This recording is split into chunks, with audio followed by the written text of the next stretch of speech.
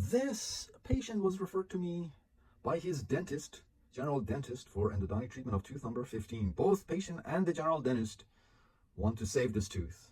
So take a look here. You can see the large decay into the pulp. Surprisingly, the pulp was vital.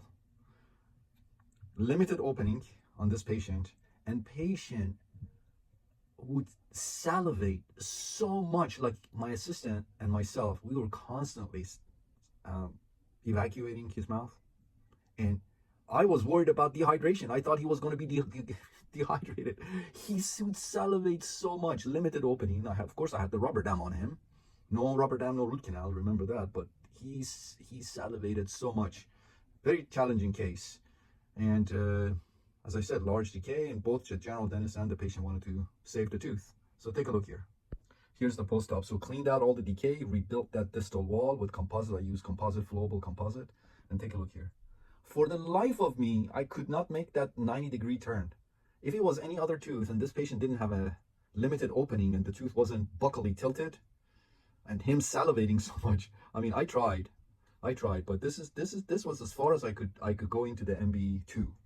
But take a look here. You can see the MB1, MB2, distal buccal. Look at the palatal. Palatal canal was ribbon shaped. So I put 3 gutta percha cones in the palatal alone, and then down packed, of course, and then warm vertical obturation technique. But take a look here. You can see very interesting anatomy. You can see the 90-degree curvature. I just could not make it, no matter how hard I tried. Very, as I said, limited opening. He'd salivate a lot, and tooth was buccally inclined, buccally tilted. So anyway, sometimes it is what it is. This is endodontics in the trenches. This is not an endo. A lot of times, is patient management, of course, is working in trenches, but you do your best. You follow the fundamentals of endodontics. Rubber dam, 6% copious amounts of sodium hypochlorite, sonic, ultrasonic irrigation and activation.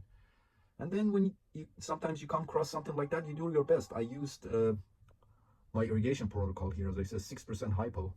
And then you can see the MB2, the result. But this basically was the best that we could do under the circumstances. And I'm optimistic about this case. I'm very optimistic about it. I'm not worried about it at all, because I know I followed the fundamentals of endodontics. And sometimes you just cannot get an ideal. You're not dealt an ideal patient, ideal tooth. So you have to, it's a challenge. That's why I love endo. But overall, I'm actually very optimistic about this case. So went ahead and temporized the tooth and referred the patient back to his dentist for the permanent restoration. Endodontics in the trenches. Fundamentals must be followed and adhered to.